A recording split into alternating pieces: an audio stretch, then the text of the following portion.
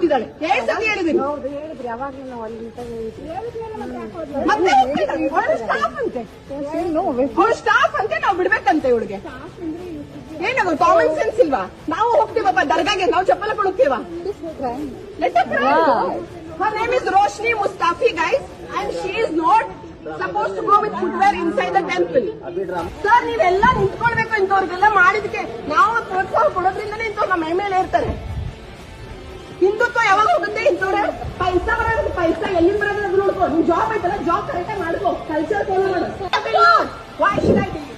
You have to. Why should I? Why? Ask the authorities to make a rule. Why should I? You ask the authorities to make a rule. I am not instructed.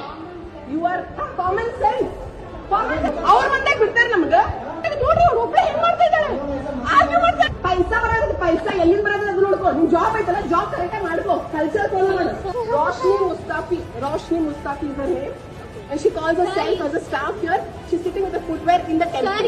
ಚಪ್ಪಲ್ ಹಾಕೊಂಡು ಒಳಗಡೆ ಕೂತಿದ್ದಾಳೆ. ಎರಡು ಸತಿ ಹೇಳಿದ್ದೀನಿ.